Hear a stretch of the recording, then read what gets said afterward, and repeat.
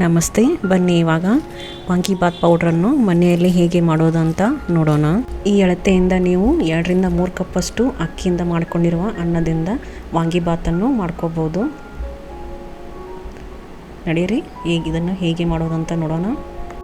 ಮೊದಲನೇದಾಗಿ ಒಂದು ಪ್ಯಾನಲ್ಲಿ 1 ಟೇಬಲ್ ಸ್ಪೂನಷ್ಟು ಕಡಲೆಬೇಳೆ ಹಾಗೂ ಅರ್ಧ ಟೇಬಲ್ ಸ್ಪೂನಷ್ಟು ಉದ್ದಿನಬೇಳೆ ತೆಗೆದುಕೊಂಡು ಅದನ್ನು ಚೆನ್ನಾಗಿ ಕೆಂಪಾಗುವವರೆಗೂ ಹುರಿದುಕೊಂಡು ಅದನ್ನು ಮಿಕ್ಸಿ ಜಾರಿಗೆ ಹಾಕ್ಕೊಳ್ಳಿ. ಆಮೇಲೆ ಇದಕ್ಕೆ 6 ಲವಂಗ, 3 ಏಲಕ್ಕಿ, 2 ಇಂಚಷ್ಟು ಚಕ್ಕೆ ಹಾಗೂ ಸ್ವಲ್ಪ ಜಾವಿತ್ರಿಯನ್ನು ಚೆನ್ನಾಗಿ ಹುರಿದುಕೊಳ್ಳಿ. ಅದನ್ನು ಈ ಮಿಕ್ಸಿ ಜಾರಿಗೆ ಹಾಕ್ಕೊಂಡ್ಬಿಡಿ. ಆಮೇಲೆ ಇದಕ್ಕೆ 1/4 ಟೀ ಸ್ಪೂನಷ್ಟು ಮೆಂತ್ಯ, 1 ಟೀ ಸ್ಪೂನಷ್ಟು ಜೀರಿಗೆ ಹಾಕ್ಕೊಂಡು ಅದನ್ನು ಚೆನ್ನಾಗಿ ಹುರಿದುಕೊಳ್ಳಿ. ಅದನ್ನು ಈ ಮಿಕ್ಸಿ ಜಾರಿಗೆ ಸೇರಿಸ್ಕೊಳ್ಳಿ.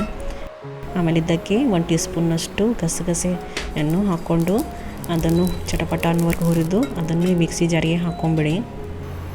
ಆಮೇಲೆ ಸ್ವಲ್ಪ ಇದಕ್ಕೆ ಎಣ್ಣೆ ಹಾಕ್ಕೊಂಡು ಸುಮಾರು 6ರಿಂದ 7 ಒಣ ಬ್ಯಾಡಗಿ ಮೆಣಸಿನ್ಕಾಯನ್ನು ಹಾಕ್ಕೊಂಡು ಚೆನ್ನಾಗಿ ಹುರಿದುಕೊಳ್ಳಿ. ನಂತರ ಇದರ ಜೊತೆಗೆ 2 ಟೇಬಲ್ ಸ್ಪೂನಷ್ಟು ಕೊತ್ತಂಬರಿ ಬೀಜನ ಹಾಕ್ಕೊಂಡು ಚೆನ್ನಾಗಿ ಹುರಿದುಕೊಳ್ಳಿ.